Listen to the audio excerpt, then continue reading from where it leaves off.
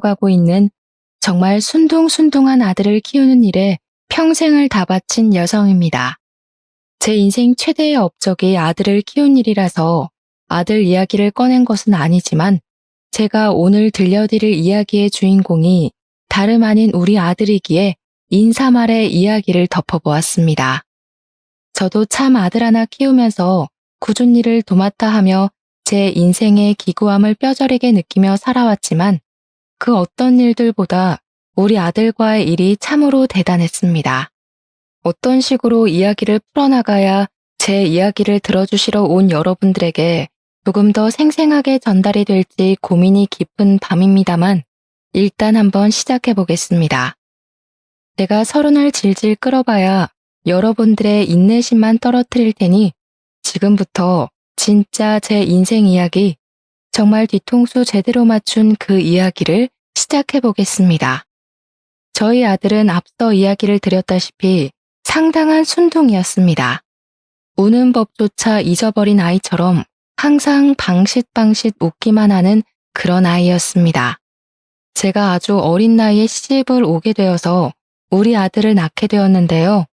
정말 제가 아들을 낳지 않았더라면 어떤 취급을 받았을지 상상조차 하고 싶지 않습니다. 왜 제가 이런 생각을 하는지 궁금하시죠? 바로 저희 시모가 정말 대단한 사람이었기 때문이었습니다. 드라마에나 나올 법한 그런 엄청난 사람이었죠.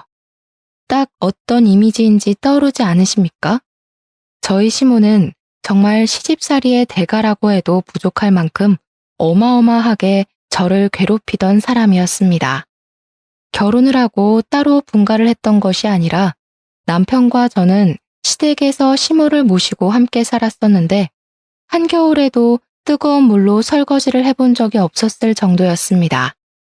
저희 시댁에서 항상 구박을 받아야만 했던 처지로 본인의 아들을 꼬드겨 어린 나이에 시집을 오게 된 못된 며느리 그 이상도 이하도 아닌 존재였습니다. 매일같이 저는 밥을 하는 기계이자 집안을 청소하는 기계였고 시댁에서 지내고 있는 1년에 15번 올리는 제사 준비는 전부 제 몫이었습니다. 시모는 저에게 매일같이 귀에 딱지가 않도록 했던 말이 있었는데 그 말은 저의 마음을 좀 먹기도 하고 상처를 입히기도 했습니다. 너는 태어나서 잘한 일이라고는 떡두꺼비 같은 손주 녀석 낳은 일 말고는 하나도 없다. 네가 집안일을 잘하기라도 하니 뭘 하니? 늘 제사 준비를 할 때에도 이쪽 저쪽 부산스럽기만 하고 똑바로 하는 일이 하나도 없어. 네 부모는 널 낳고 미역국이나 제대로 먹었다냐? 어디 칠푼이 같은 년을 낳아서는 쫓겨나지만 않았으면 다행이다. 그리고 내가 분명 홍사과를 두라고 했더니 말도 안 되는 청사과를 가져와서는 지아비한테 먹이고 앉았어?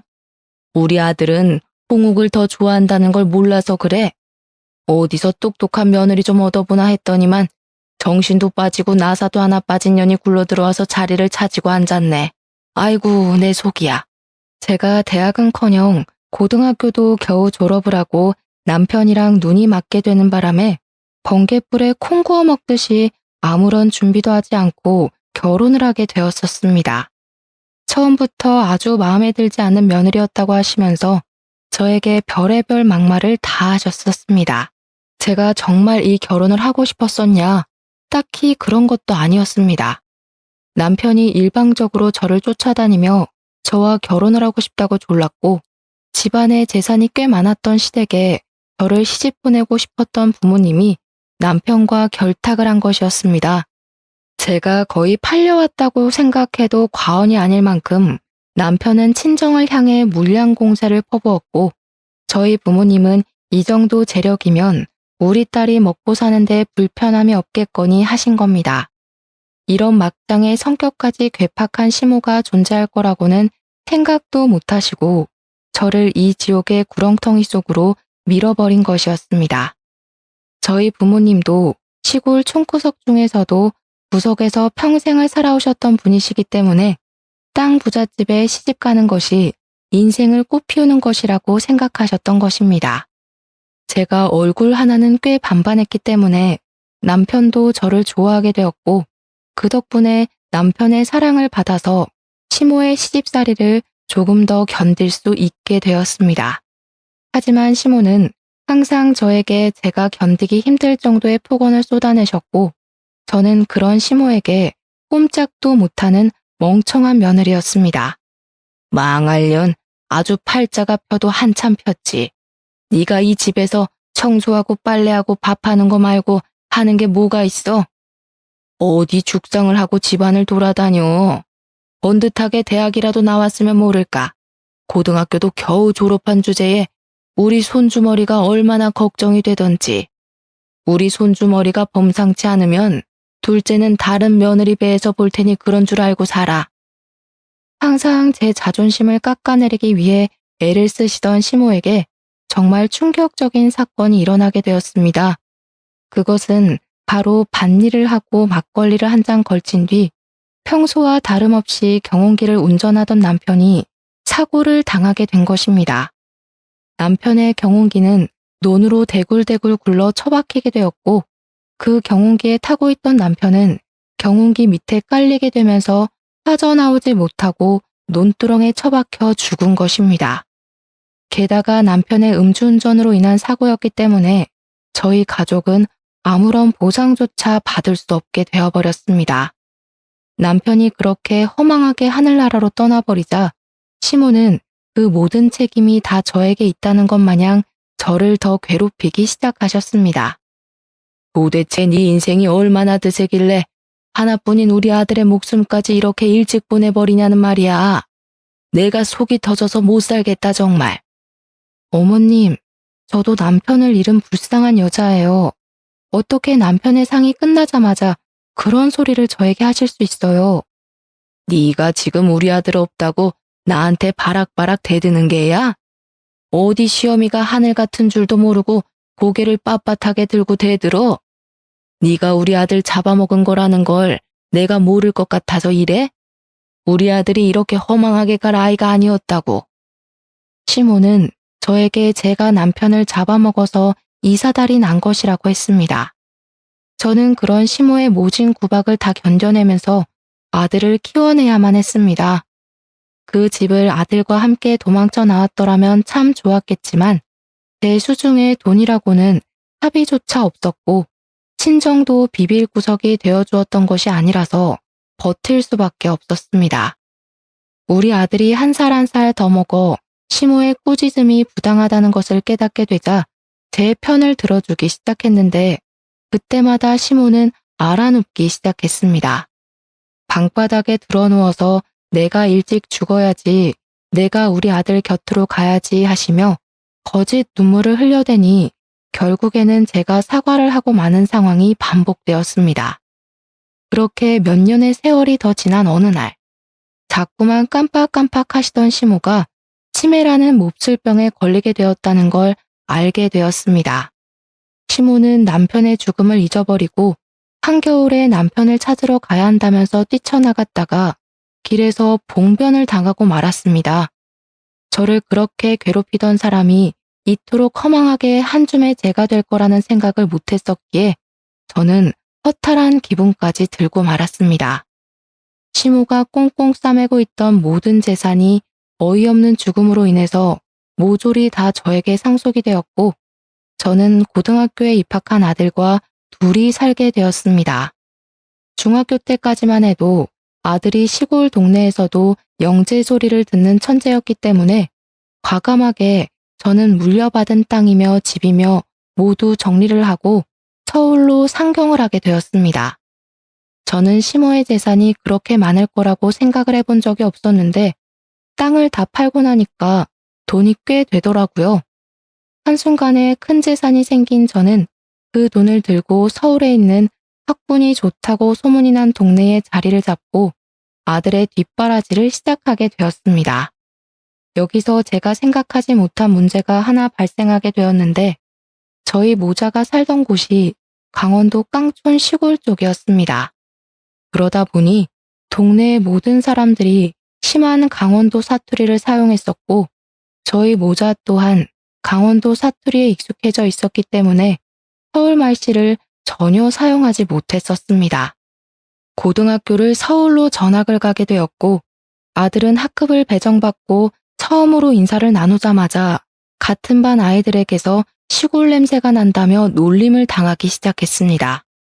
우리 아들이 싫은 소리를 한 번도 하지 못하는 순둥이였기 때문에 그 놀림을 고스란히 다 받으면서 학교 생활을 하기 시작한 것입니다.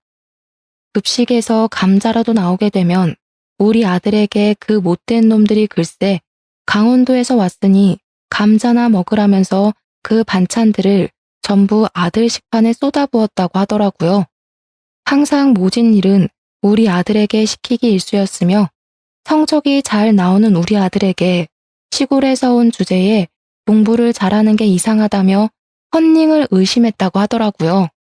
의심으로만 끝이 났으면 다행인데 그걸 담임 선생님에게 일러바쳐서 우리 아들은 졸지에 시험을 컨닝했다는 의심을 사게 되었고 진땀을 빼기도 했습니다. 우리 아들은 학교에 출석을 하면 할수록 점점 더 의기소침해지는 것도 모자라 시름시름 앓는 지경까지 이르렀고 저는 그런 아들에게 무슨 일이 일어나고 있는지 전혀 짐작도 못하고 있었습니다.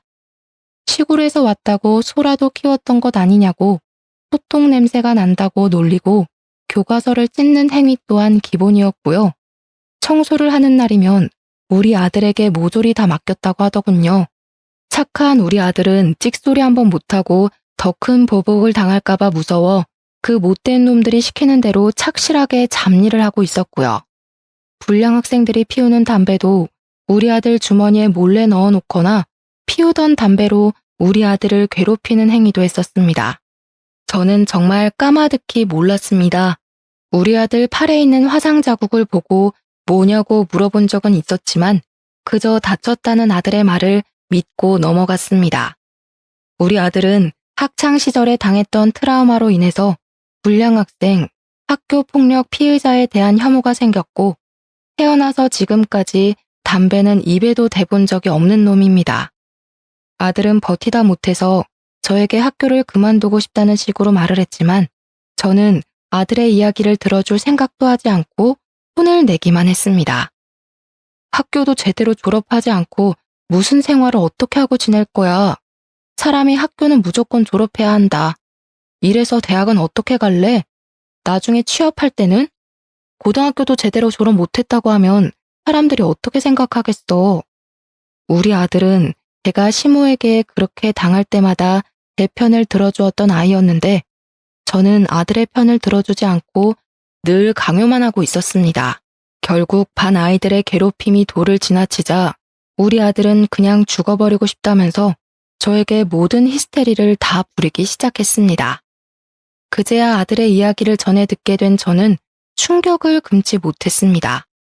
우리 아들이 학교 폭력의 피해자라는 사실이 소름 끼치도록 무서웠습니다. 저는 바로 학교에 찾아가서 담임 선생님이고 교장, 교무부장 할 것 없이 사태에 대해 고발하고 그냥 넘어갈 수 없는 일이라는 것을 피력했습니다. 하지만 가해자 놈들이 돈도 꽤 있는 집안이고 사회에서나 학교에서나 영향력을 행사하는 그런 집안의 아들이었던 것이었습니다. 학교에서 계속 쉬쉬하려고 하면서 저를 설득하려고 하더라고요. 요즘 애들이 수능 준비로 예민해서 그런 겁니다. 애들끼리는 다 다투고 그럴 수도 있죠. 제가 화해시키겠습니다. 우리가 지금 강원도 시골에서 왔다고 이런 식으로 무시를 하는 겁니까? 선생이고 학생이고 하나같이 전부 어떻게. 두고 보세요. 내가 가만히 있지 않을 겁니다. 그 당시에는 학교폭력위원회라는 게 없었던 시절이었습니다. 그러니 선생이 편을 들어주지 않으면 아무런 조치도 취할 수 없었던 시절이었던 것입니다. 그냥 학교에서 알아서 처리를 해버리고 피해자들이 억울하게도 숨어 지내야 하는 그런 불편한 상황만 쭉 존재하던 시절이었습니다. 저는 결국 참지 못하겠다는 아들에게 자퇴를 한 뒤에 검정고시를 준비해서 대학에 가자고 이야기를 했습니다. 우리 아들은 1년이라는 시간을 꿋꿋하게 버텨냈지만 앞으로 2년이라는 시간 동안 가해자들을 봐야 한다는 것이 너무 무섭다고 자퇴를 결심하게 되었습니다. 우리 아들이 자퇴를 하던 그날까지도 가해자 놈들은 뻔뻔하게 웃으면서 나타나 저와 아들을 조롱하고 의지가 없는 놈이라며 놀려댔습니다. 저는 마지막까지도 우리 아들을 조롱하는 것을 멈추지 않던 그놈들에게 깊은 분노가 일었고 그 자리에서 참지 못하고 그놈들의 뺨을 갈겨버렸습니다. 세차게 연달아 뺨을 갈겨대자 그들도 어찌하지 못하고 뺨만 부여잡고 저와 아들을 바라보더라고요. 어른의 분노에 이렇게 수그러들 아이들인데 어찌 그리 고약한 짓을 하고 다니는 건지 정말 신물이 날 지경이었습니다. 너희들이 고소를 하고 싶다면 어디 끝까지 해보거라. 앞으로 너희가 어떤 사람이 되어 무슨 일을 하던 나는 기필코 복수를 하고 말 테야. 그 뒤로 아들 손을 잡고 학교 밖으로 나오면서 저는 복수를 하겠다고 다짐 또 한 번 다짐을 했습니다. 저는 마음을 가다듬고 바로 교육청에다가 전화를 걸어서 학교에 태어난 작태를 고발했고 이 사건은 꽤 큰 사건이 되었습니다.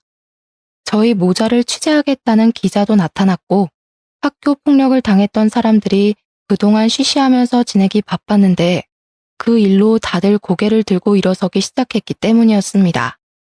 결국 가해자들이 주변 사람들의 시선을 견디지 못하고 저희 모자를 찾아와 사과를 하고 용서를 구했지만 저희 모자는 그들을 용서해주지 않고 돌려보냈습니다. 학교에서 피해자인 우리 아들 편을 들어주지 않았던 교사들은 대거 물거리가 되고 우리 아들은 마음을 다잡고 검정고시를 준비하게 되었습니다. 혼자서 공부를 하는 게 의외로 잘 맞는지 문제집을 반복해서 풀어가며 공부를 하고 스스로 해결책을 찾아가는 우리 아들이 너무나도 대견했습니다. 우리 아들의 의지력은 정말 대단했기에 검정고시를 한 번에 다 통과를 하게 되었고 2년이라는 시간을 스스로 노력한 끝에 명문대에 입학을 하게 되었습니다. 정말 우리 아들이 국내에서 가장 유명하다는 대학에 입학을 했을 때 제가 얼마나 뜨거운 눈물을 흘렸는지 아무도 모를 겁니다. 우리 아들은 학교 생활을 참으로 열심히 했고 군대도 건강하게 무사하게 다녀왔으며 대학을 졸업한 이후 탄탄대로의 길을 걷게 되었습니다.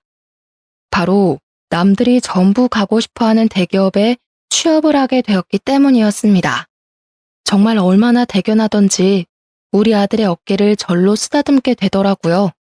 물론 저희가 먹고 사는데 지장이 없을 만큼의 재산을 물려받긴 했지만 그래도 사람이라면 응당 일을 해야 하지 않겠습니까?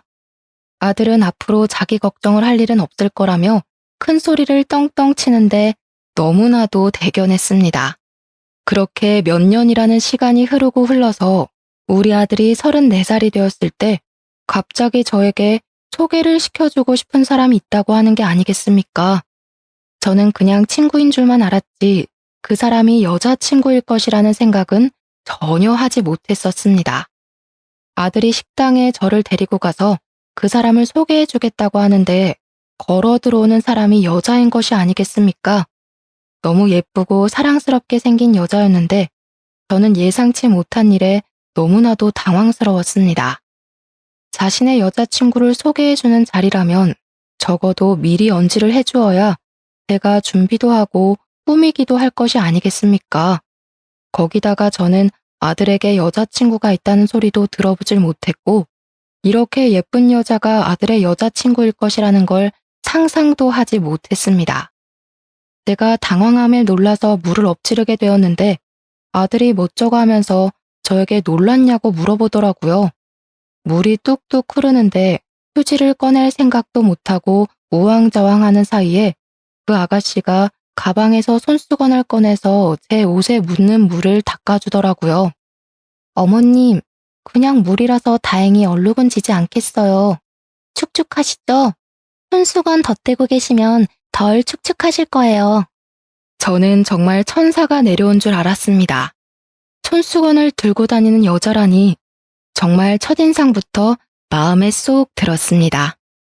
아들이 저에게 사귀고 있는 여자친구고 꽤 오래 만났다면서 결혼을 준비하려고 한다며 인사를 시키는 자리라고 하더라고요. 물론 당장 일이 있어서 하겠다는 건 아니고 천천히 결혼을 전제로 만나기로 했기 때문에 언젠가는 결혼을 하고 싶은 여자라고 저에게 꼭 소개를 시켜주고 싶었대요. 그 이야기를 하는 아들의 옆에 앉은 아가씨는 얼굴에 환한 미소를 머금고 있었는데 정말 예뻐도 너무 예뻤습니다. 저에게 어머님 잘 부탁드려요 하는데 더 볼 것도 없다. 최고의 며느리감이다 하는 생각이 들었습니다. 아가씨는 자기 이름이 김민지며 꽃집을 운영하고 있다고 소개를 하는데 정말 100만 불짜리 조건이 아닐 수 없었습니다. 내가 참 우리 아들 어릴 적에 시어머니한테 시집살이를 아주 호되게 당하면서 살았어. 나는 절대로 시집살이 같은 거 안 시키겠다고 마음먹었다. 혹시 그런 게 걱정이 된다면 걱정도 하지 말라고 미리 말하는 거야.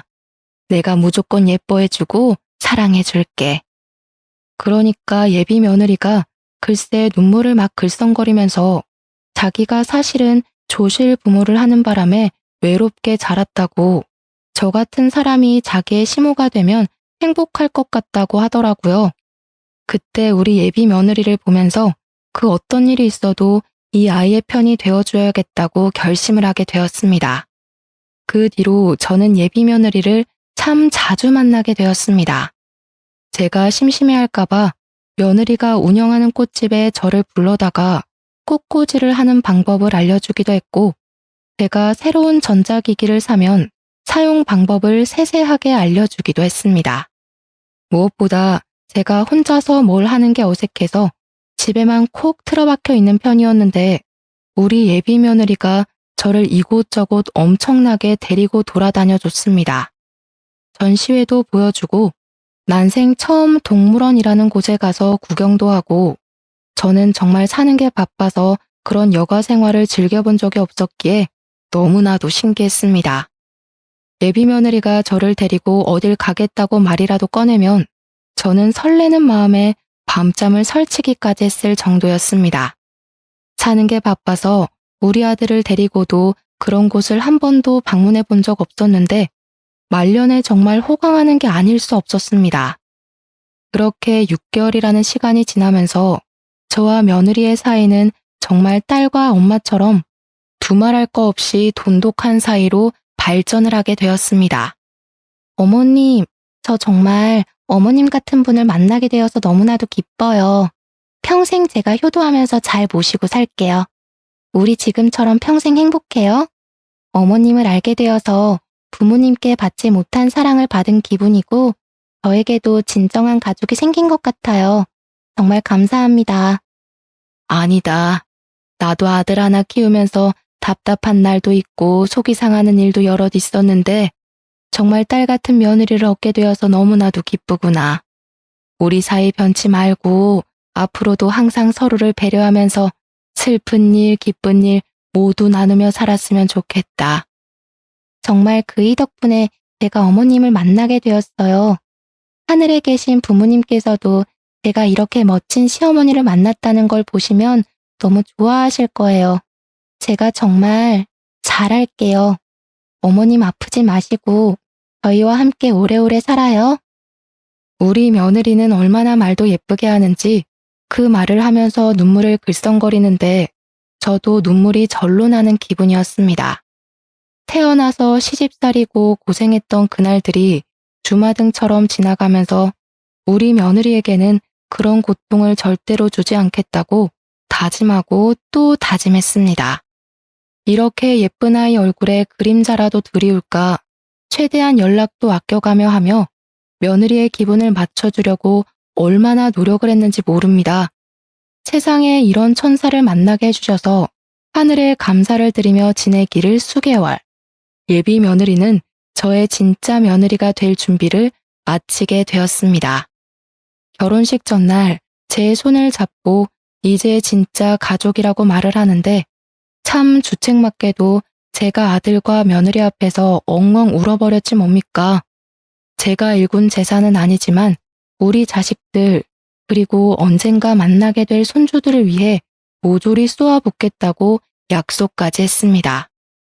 남들은 아들이 결혼할 때 섭섭한 마음이 든다고 하던데 저는 며느리가 너무 예뻐서 그런 생각 자체가 들지 않더라고요.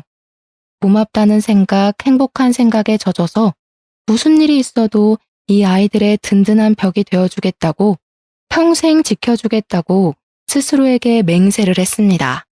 제가 남편을 잃고 갖은 구박에 고생을 하면서도 버텨낼 수 있었던 제 전부였던 우리 아들. 아들을 키우는 동안 얼마나 고생을 했었는지 결혼식 전날이 되니 하나하나 되짚게 되더군요. 그렇게 한 번 더 눈물을 흘리며 잠이 들었고, 다음날 눈이 조금 붓긴 했지만 비싼 미용실에 가서 예쁘게 화장도 받고 결혼식장에서 손님을 맞이하게 되었습니다. 며느리네 부모님이 사고로 돌아가시고 저도 남편이 없었기에 인사를 받을 사람이 저뿐만이었다는 게 조금 외롭게 느껴지긴 했지만 좋았습니다. 꿋꿋하게 손님으로 와주신 모든 분들께 인사를 드리고 잠시 화장실에 가서 볼일을 보는데 세면대에서 두런두런 말소리가 들리더라고요. 보영이가 결혼을 한다니까 뭔가 이상하지 않냐? 그러게. 과거 청산 싹 하고 이렇게 결혼한다고 하니까 웃기지 뭐야? 진짜 아무도 모르게 과거 청산이 된다는 게 신기해. 요즘은 숨기려면 못 숨기는 게 없다고 하잖아. 아무튼 보영이한테 인사나 하고 가자. 여기 뷔페 비싸다고 하던데. 얼마 전에 진이가 결혼식장 알아보는데 여기 비싸서 못하겠다고 했다더라. 진짜?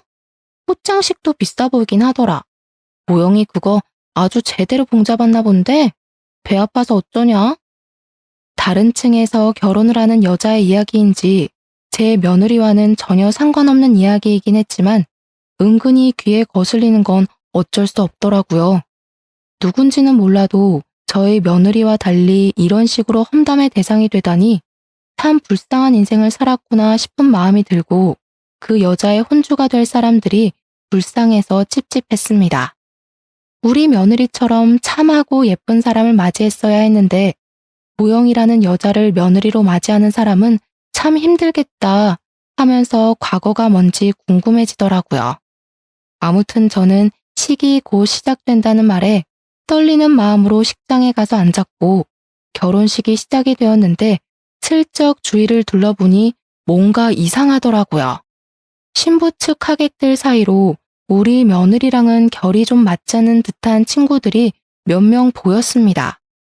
우리 며느리를 항상 맏며느리에 어울리는 단정한 차림으로만 다녔었는데 신부 측 하객에는 파이기도 하고 짧기도 한 옷들을 입은 사람들이 보여서 조금 놀랬습니다. 물론 요즘 사람들이 각자의 취향을 존중하면서 산다고 하지만 결혼식인데 저런 차림이 맞는 건가 하는 생각이 들긴 했습니다. 아무튼 결혼식은 별탈 없이 무사히 잘 끝났고 신혼여행을 가는 아들 부부를 배웅하고 집에 오니까 은근히 적적하더라고요. 가까운 곳으로 신혼집을 얻어서 나가긴 했지만 앞으로 혼자 지내야 한다고 생각을 하니 이상하게 집이 크게 느껴지고 조용한 집이 낯설게 느껴졌습니다. 아들이 말이 많은 성격은 아니긴 했지만 사람의 온기가 있다가 사라지니 뭔가 울적해지는 마음을 숨길 수 없었습니다. 그래도 하나 다행이었던 건 우리 며느리가 저를 극진히 챙겨서 앞으로도 이런 외로움을 느낄 날이 며칠이나 있겠나 생각이 들었다는 겁니다. 하지만 아들의 결혼 생활을 제 예상과 전혀 다른 방향으로 흘러가고 있었습니다. 매주 주말마다 저와 데이트를 즐기고 별일이 없어도 제가 뭘 하는지 궁금해하면서 연락을 했던 며느리가 저에게 연락을 완전히 뚝 끊어버린 것입니다. 제가 먼저 며느리에게 연락을 해서 이번 주에 뭐 하냐? 같이 놀러라도 갈까? 하고 물어보면 바빠요. 딱 3글자만 도착하고요. 이번 주에는 꽃시장에 가야 해서 시간이 없다길래 같이 꽃시장 구경을 따라가고 싶다고 했더니 거길 저보고 왜 따라오냐고 차갑게 말하더라고요. 저를 만나러 올 생각도 연락을 할 생각도 하지 않고 차갑게 구는 며느리가 이상하게 느껴졌습니다. 오죽하면 제가 아들에게 혹시 뭐 실수한 부분이라도 있냐고 물어볼 정도로 며느리의 태도가 확 바뀌었습니다. 그런데 아들도 별 대수롭지 않게 민지가 바빠서 그런 걸 거라며 요즘 SNS를 열심히 하고 있다고 대답을 하더라고요. 그게 뭐냐고 물어보니까 저에게 뭘 하나 가입해서 며느리의 SNS를 구경하는데 꽃꽂이한 사진을 엄청나게 올렸더라고요. 꽃 만든 사진 밑에 모르는 사람들이 너무 예뻐요, 저도 사고 싶어요 하는 댓글들이 달리더라고요. 신기해서 매일같이 며느리의 SNS 계정을 구경하면서 시간을 보내고 있었습니다. 그러다가 하루는 너무 적적하고 마음이 공허해서 아들 부부에게 연락을 해서 밥이라도 함께 하자고 약속을 잡았습니다. 아들 부부는 흔쾌히 알겠다고 했지만 예약한 시간이 다 되어서 아들의 회사에 급한 일이 생기는 바람에 아들은 자리에 참석하지 못하게 되었습니다. 결혼 후에 은근히 태도가 바뀐 며느리와 단둘이 밥을 먹으면서 어색한 공기가 흐르고 며느리가 눈도 마주치지 않고 말 한마디 없이 밥을 먹는 걸 지켜봐야 했습니다. 다 늙어서 이게 무슨 짓인지 모르겠지만 며느리의 기분을 맞춰주고 싶어서 분위기를 만들어 보기 위해 애를 쓰고 있었습니다. 말도 많이 걸고요. 일부러 더 힘든 거 없냐, 우리 아들이랑은 잘 지내냐 하면서 이야기를 하는데 며느리는 대충 대꾸하고 말더라고요. 영 침침한 기분이 가시질 않고 오해가 쌓여있는 게 있다면 말로써 풀어내는 게 서로의 관계에 더 도움이 되지 않겠습니까? 며느리야, 혹시 이 시애미에게 뭔가 서운한 거라도 있니? 아님 불편한 게 있는 게야? 아니요, 없어요. 이런 질문을 하시는 것 자체가 불편하네요. 너무 차갑고 무뚝뚝하게 말을 하는 며느리에게 놀라서 저는 그 자리에서 딱 굳어버리고 말았습니다. 저는 눈치를 보다가 결국 밥을 다 먹고 찝찝한 마음에 계산을 하려고 하는데 며느리가 저를 쳐다보지도 않고 가방을 뒤적거리면서 말을 하더라고요. 그이가 저보고 계산을 하라고 그랬어요. 저는 제가 사주고 싶은 마음에 며느리에게 카드 꺼내지 말라고 제가 계산을 하겠다고 며느리의 가방을 살짝 쳤고 며느리는 가방을 뒤지다가 그만 가방을 놓치고 말았습니다. 그런데 떨어진 가방에서 며느리의 물건이 쏟아져 나왔는데 거기에 담배가 떡하니 있는 게 아니겠습니까? 저는 너무 놀랐습니다. 식당인 것도 까먹은 채로 며느리에게 큰 소리로 말을 하고 말았습니다. 예, 너도 담배 피우니? 아씨. 당연히 며느리가 담배를 피운다는 것 자체도 충격적이었으나 며느리가 인상을 팍 쓰면서 저에게 아이씨라고 비속어를 뱉은 것도 너무나도 충격적이었습니다. 항상 제 앞에서 바르고 고운 말만 썼던 우리 며느리 입에서 아이씨라니 정말 경악을 금치 못해 입을 떡 벌리고 있었다고 하면 상상이나 가실까요?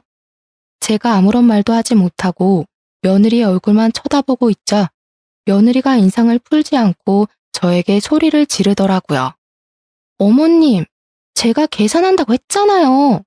순간 계산대 앞에 있던 종업원까지 전부 놀라서 며느리와 제 얼굴을 번갈아가며 쳐다봤으니 분위기가 어떤지 아시겠죠? 저는 일단 며느리에게 담배를 끊으라고 강요를 할 수 없는 부분이라 생각해서 최대한 조심스럽게 조언을 주었습니다. 우리 아들이 담배라면 치를 떠는 놈이야. 학창 시절에 겪은 사건들이 조금 있어서 절대로 담배는 안 쳐다보는 놈이니까 고개라도 들키지 마라. 그러니 며느리가 고개를 끄덕이면서 자기가 나중에 때가 되면 다 끊으려고 했다면서 걱정하지 말라고 뻔뻔하게 말을 하더라고요. 제가 그런 뻔뻔함에 놀라서 시선을 피하자 갑자기 애교 있는 말투로 아들에게는 꼭 비밀로 해달라고 자기가 알아서 하겠다면서 팔짱을 끼는 게 아니겠습니까? 며느리의 가면이 확확 바뀌는 것이 놀라웠지만 내색을 하지 않고 제가 예뻐하는 며느리에게 알겠다고 아들에게는 꼭 비밀로 해주겠다고 약속까지 걸었습니다. 그렇게 몇 개월이 더 지나고 오랜만에 저희 집에 모여서 아들 부부와 식사를 하게 되었는데 TV를 틀었더니 뉴스에서 학교폭력에 관한 내용을 다루고 있었습니다. 요즘은 학교폭력위원회다 뭐다 처리도 되게 잘해주기도 하지만 법이 개정되어야 할 부분이 있다면서 심화 있는 내용을 다루고 있었습니다. 아들과 저는 그 뉴스를 보면서 예전 생각이 나서 이런저런 이야기를 나누었습니다. 세상 참 좋아졌다. 예전에는 저런 일 있으면 가해자 편에 서서 쉬쉬하기 바빴는데. 그러게나 말이다. 그래도 저런 일은 더 피해자 편으로 서줘야 돼. 가해자들 얼굴 공개도 다 해야 되고. 아들과 떠드는데 며느리 표정이 별로 좋지 않고 밥도 깨작깨작 뒤적이며 먹더라고요. 혹시 밥이 맛이 없나 아니면 다른 일이 있나 싶어서 어디 불편하냐고 물어보니 소화가 잘 안 되어서 밥을 못 먹겠다고 하는 게 아니겠습니까? 저는 며느리가 영 피곤해 보여서 얼마나 걱정이 되었는지 집으로 빨리 가보라고 등을 떠밀었습니다. 그런데 말입니다. 제가 시모가 치매로 사고를 당한 이후부터 마음 붙일 곳이 필요해서 교회를 다니고 있었습니다. 우리 아들이 학교 폭력으로 인해서 많이 힘들어했을 때부터 다니고 있었는데 시모의 사고 이후에 완전히 종교에 빠지게 된 케이스였습니다. 제가 권사 자리까지 하고 있으니 얼마나 열심히 교회를 다녔는지 아시겠죠? 그러던 어느 날 우리 교회에 꽤 친하게 지내는 젊은 집사가 저에게 다가오더니 머뭇거리면서 이야기를 꺼내더라고요. 권사님 며느리 이름이 뭐라 그러셨었죠? 민지야, 민지. 김민지. 이상하네. 이거 권사님 며느리 아니에요? 그러면서 사진을 보여주는데 학창시절 사진이랑 최근 사진이 있는데 저희 며느리 얼굴이더라고요. 친한 집사가 우리 아들 결혼식에 왔다가 며느리 얼굴을 봐서 기억하고 있었더라고요. 그런데 이런 사진이 왜 떠 있는가 싶어서 저는 집사에게 물어보았습니다. 근데 이게 뭐야? 왜 우리 며느리 사진을 김 집사가 가지고 있어? 집사는 저에게 휴대폰을 내밀면서 여기 적힌 내용들을 읽어보라고 하더라고요. 뭔가 싶어서 보는데 글쎄 우리 며느리가 학교폭력 가해자라는 고발글이 아니겠습니까? 누군가가 익명으로 올린 글이었는데 플라워숍을 운영하고 있는 김보영을 고발합니다 하는 글인 것이었습니다. 피해자는 우리 며느리가 중학생 때부터 담배를 피우고 불량 학생들과 어울려 다니면서 술도 먹고 오토바이도 타고 교복도 줄이고 친구들 돈도 뺏었다고 했습니다. 학교도 잘 안 나가고 양아치로 살다가 갑자기 어느 날 개명을 하더니 꽃집을 열어서 천상 여자인 척하면서 장사를 한다고 말입니다. 플라워숍이 장사가 잘 돼서 자꾸 이곳저곳 끼글이 보이는데 그때 받았던 피해가 아직 트라우마로 남아있어서 너무나도 괴롭다는 내용이었습니다. 자세하게 내용을 적어놨는데 어찌나 생생하고 무섭고 소름이 끼치던지 저희 아들의 지난 과거가 떠오르더라고요. 제가 손을 벌벌 떨면서 글을 읽고 있자 집사가 저에게 이혼이라도 시켜야 하는 거 아니냐고 이런 무서운 여자를 어떻게 며느리로 데리고 사냐고 하더라고요. 이게 거짓말일 수도 있지 않나? 익명 게시판인데다가 피해자가 누군지도 모르고 이상하잖아. 그러자 집사가 저에게 하는 말이 피해자가 자기 건너 아는 분의 딸이라고 하는 게 아니겠습니까? 그 피해자는 아직까지도 정신과에서 치료를 받아야 하는 수준이라며 학창 시절의 기억 때문에 일상생활이 어렵다고 하더라고요. 그 순간 머릿속을 스치는 기억이 있었습니다. 김보영, 보영. 결혼식 날 화장실에서 들었던 그 이름이었던 것입니다. 과거를 청산했다는 보영이 그게 바로 우리 며느리였던 것입니다. 저는 피해자를 만나보고 싶어 김 집사를 통해 말을 전했고 용기를 내어 찾아가게 되었는데 한눈에 봐도 그 피해자가 너무나도 피폐해 보였습니다. 우리 며느리에게 당했던 일을 줄줄이 이야기를 하는데 제 눈에서도 눈물이 멈추지가 않을 정도로 고통스러운 이야기였습니다. 중고등학교 때 우리 며느리에게 당했던 일들을 기록해놨다며 저에게 일기들을 보여주는데 정말 대단하다고 느낀 것은 말입니다. 그 시절 학교 폭력에 대해 무지했던 시절임에도 폴라로이드 사진기로 상처를 하나하나 다 찍어 놓았다는 것입니다. 나중을 위해서 기록이 필요했다며 상처를 입은 모든 부위의 사진을 기록해 두었더군요. 저는 피해자에게 이 증거물을 빌려줄 수 있겠냐고 물었고 피해자는 고민 끝에 저에게 복사본을 주겠다고 했습니다. 저는 우리 아들 또한 학교 폭력으로 고통을 받았던 피해자였기 때문에 이 사건을 가족이라고 감싸기만 해서는 안 된다고 그냥 넘어가지 말아야 한다는 생각이 들었습니다. 그래서 저는 그 자료를 들고 우리 아들을 찾아가게 되었고, 아들은 영문도 모르고 일기를 받아들여 읽었다가 경악과 분노에 온몸을 부들부들 떨었습니다. 저희에게 처음 보여주었던 모습과는 너무 다른 이중적인 행동에 치를 떨었어요. 나는 저런 소름 끼치는 아이를 며느리로 받아줄 수 없다. 이혼하지 않으면 당연히 너도 보지 않을 거고 재산도 한 푼 물려주지 않을 테다. 고통을 받은 아이들을 위해 돈을 기부하고 죽어버릴 테니 그런 줄 알고 이혼해 당장. 아들 또한 저와 생각이 같았는지 이혼을 하겠다고 고개를 끄덕이더라고요. 저는 피해자에게 진심으로 사죄를 하고 이 사실을 알렸고, 피해자는 며느리가 당하는 꼴을 보고 싶다며 용기 내서 마주하고 사과를 받고 싶다고 했습니다. 저는 피해자와 아들 집에 찾아갔고, 며느리는 피해자를 알아본 것인지 눈이 엄청나게 흔들리기 시작했습니다. 며느리에게 피해자가 쓴 일기를 던져주니까 전부 다 생생하게 기억이라도 나는 것인지 갑자기 무릎을 꿇고 악어의 눈물을 흘리기 시작했습니다. 여보, 어머님, 이거 다 제가 철없던 시절에 아무것도 모르고 한 짓이에요. 피해자는 어이가 없어 했고, 저와 아들 또한 며느리를 질책하듯이 바라보았습니다.